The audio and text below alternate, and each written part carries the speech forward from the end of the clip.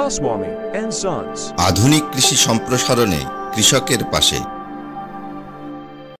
পরম করুণাময় সৃষ্টিকর্তাকে স্মরণ করে গোস্বামী অ্যান্ড সন্সের পক্ষ থেকে সকলের সুস্বাস্থ্য কামনা করছি। বর্তমান প্রেক্ষাপট বিবেচনায় নিজের খাদ্য চাহিদা পূরণে স্ব অবস্থান থেকে শারীরিক মানসিক যে কোনো উপায়ে কৃষিতে মনোযোগী হওয়া ছাড়া অন্য কোনো বিকল্প নেই। আধুনিক ও কৌশলগত পদ্ধতিতে চাষাবাদ করে কৃষিকে সমৃদ্ধ করতে আমাদের সকল আয়োজন। আজ আমরা আধুনিকভাবে ধান চাষের কৌশলগত পদ্ধতি নিয়ে আলোচনা করব। 13টি ধাপ যথাযথ নিয়ম মেনে অনুসরণ করলে বিঘা প্রতি 30 থেকে 35 মণ ধান ফলানো সম্ভব। আসুন তবে কথা না বাড়িয়ে মূল ভিডিওতে প্রবেশ করা যাক। ধাপ 1, ধানের জাত নির্বাচন ও বীজ বাছাই। অধিক ফলন ও লাভের জন্য অঞ্চল বা এলাকা ও মৌসুম ভেদে চাষ উপযোগী সঠিক জাত নির্বাচন একটি গুরুত্বপূর্ণ বিষয়। ভালো জাতের ভালো বীজ তথা রোগমুক্ত, মিশ্রণমুক্ত, পরিষ্কার ও পরিপুষ্ট এবং 80% অঙ্কুর উদ্গম ক্ষমতা সম্পন্ন বীজ নির্বাচন করা একজন সচেতন আধুনিক মনা কৃষক ভাইয়ের প্রাথমিক দায়িত্ব। বর্তমানে আমাদের দেশে হাইব্রিড, উপসি ও নানা ধরনের আধুনিক জাতের ধান চাষ করা হচ্ছে। নানা ধরনের ধানের মধ্যে সঠিক জাতের বীজ নির্বাচন করতে এলাকার শিক্ষিত, কৃষিকাজে অভিজ্ঞ অথবা আপনার ব্লকের সহকারী কৃষি অফিসারের সহযোগিতা নিতে হবে। নির্বাচিত জাতের বীজ সংগ্রহের পর সঠিক বীজ বাছাইয়ের জন্য 10 লিটার পরিষ্কার পানিতে 375 গ্রাম ইউরিয়া সার মিশিয়ে 10 কেজি বীজ ছেড়ে হাত দিয়ে নেড়েচেড়ে দিলে কিছু সময়ের মধ্যে মানসম্পন্ন ভারী পুষ্ট বীজ ডুবে নিচে জমা হবে এবং অপুষ্ট হালকা বীজ ভেসে উঠবে। হাত অথবা চালুনি দিয়ে ভাসমান বীজগুলো সরিয়ে ফেলতে হবে। ভারী বীজ নিচ থেকে তুলে নিয়ে পরিষ্কার পানিতে 3 থেকে 4 বার ভালো করে ধুয়ে নিতে হবে। ধাপ 2, বীজ শোধন ও জাগ দেওয়া। বাকানি রোগের আশঙ্কা থেকে থাকলে কার্বনডাজিম জাতীয় ছত্রাকনাশক দিয়ে বীজ শোধন করতে হবে। বীজ 24 ঘন্টা পানিতে ভিজিয়ে রাখার পর আউশ ও আমনের ক্ষেত্রে 40 থেকে 48 ঘন্টা এবং বোরো এর ক্ষেত্রে 60 থেকে 72 ঘন্টা হাউজে অথবা চটের বস্তায় ভরে জাগ দিলে অঙ্কুর বের হবে। ধাপ 3, বীজতলার জন্য স্থান নির্বাচন। দোআঁশ ও এঁটেল মাটি বীজতলার জন্য ভালো। বীজতলার জমি উর্বর হওয়া প্রয়োজন। বৃষ্টির পানিতে ডোবে না এবং গাছের ছায়া পড়ে না, এরূপ জমি বীজতলার জন্য উপযুক্ত। ধাপ 4, বীজতলা প্রস্তুত ও বীজ বপন। বীজতলার জন্য স্থান নির্বাচন করার পর সে জমিতে 4 থেকে 5টি চাষ দিয়ে মাটিকে ঝুরঝুরা করে নিয়ে মই দিয়ে সমান করে সেচ দিয়ে মাটিকে থকথকে কাদাময় করে নিতে হবে এবং বীজতলা তৈরির শেষ চাষে ভার্মিকম্পোস্ট 3 থেকে 5 কেজি ছিটিয়ে দিতে হবে। 1.25 মিটার বা 4 ফুট চওড়া করে লম্বালম্বিভাবে বীজতলা তৈরি করতে হবে।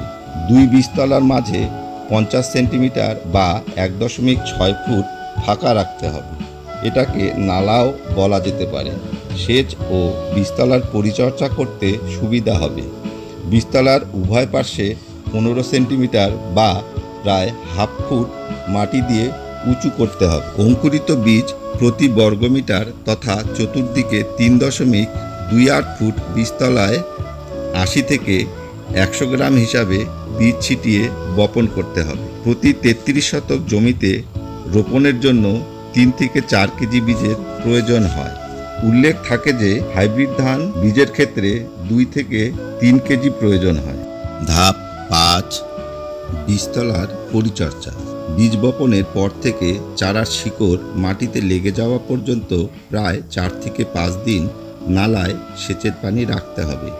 বপনের 4 থেকে 5 দিন পর বীজতলায় ছিপছিপে পানি রাখা হলে চারা খুব সহজে ও তাড়াতাড়ি বেড়ে উঠবে। পরে চারার বৃদ্ধির সাথে সাথে সমন্বয় রেখে পানির পরিমাণ 1 থেকে 2 ইঞ্চি বৃদ্ধি করতে হবে। লক্ষ্য রাখতে হবে বীজতলায় প্রয়োজনের অতিরিক্ত পানি থাকলে চারা লম্বা ও দুর্বল হয়ে পড়বে। অতিরিক্ত পানি বের করে দিতে হবে। বীজতলায় পরিমিত পানি থাকলে আগাছা ও পাখির আক্রমণ রক্ষা করা যায়। শীতকালে বীজতলা রাতে পলিথিন দিয়ে ঢেকে রাখলে ঠান্ডাজনিত ক্ষতি থেকে চারাকে রক্ষা করা যাবে। চারা বৃদ্ধি কম হলে এবং গাছের পাতা হলুদ হয়ে গেলে প্রতি শতকে 200 গ্রাম ইউরিয়া ও 1 কেজি ভার্মিকম্পোস্ট উপরি প্রয়োগ করতে হবে। এরপরও পাতা সবুজ না হলে প্রতি শতকে 300 গ্রাম জিপসাম প্রয়োগ করতে হবে। পোকার আক্রমণ বেশি হলে অনুমোদিত মাত্রায় কীটনাশক প্রয়োগ করতে হবে। ধাপ 6, চারা তোলা। বীজতলা থেকে রোপণের জন্য চারা সংগ্রহের পূর্বে বীজতলায় সেচ দিয়ে মাটি ভালোভাবে ভিজিয়ে নরম করে নিতে হবে।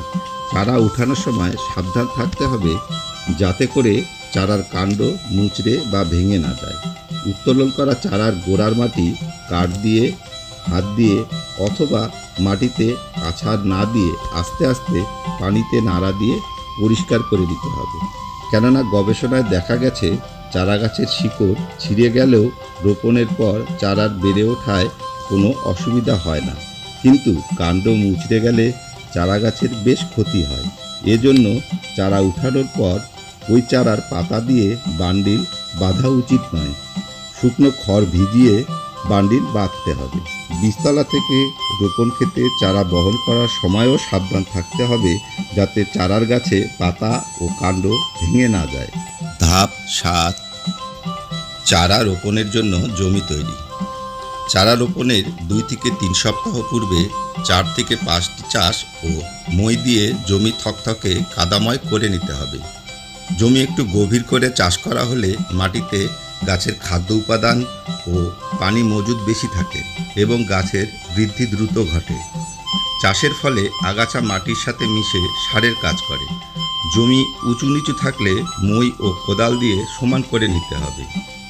বেশি ফসল প্রাপ্তির জন্য মাটির উর্বরতা, ধানের জাত, জীবনকালের উপর ভিত্তি করে সারের প্রয়োগ মাত্রা নির্ধারণ করতে হবে।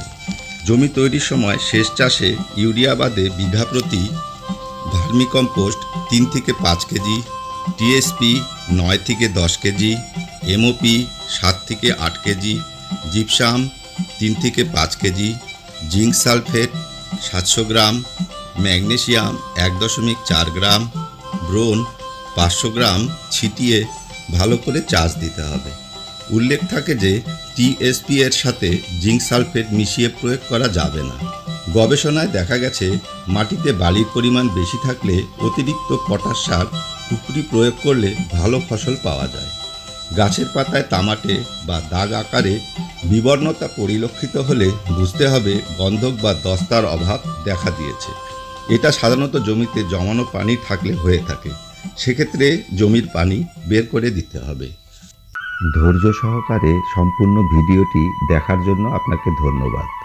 ভিডিওটি ভালো লেগে থাকলে আত্মীয় স্বজন, বন্ধুবান্ধব, পরিচিত জনের সাথে ভিডিওটি শেয়ার করার অনুরোধ করছি। এতে করে আপনিও একজন আধুনিক কৃষি সম্প্রসারণে কৃষকের পাশে থাকছেন, পথ চলার সঙ্গী হচ্ছেন। আশা করছি খুব শীঘ্রই যুগোপযোগী আধুনিক ধান চাষের পদ্ধতি শিরোনামে 3য় ও শেষ পর্ব নিয়ে উপস্থিত হব। ধন্যবাদ।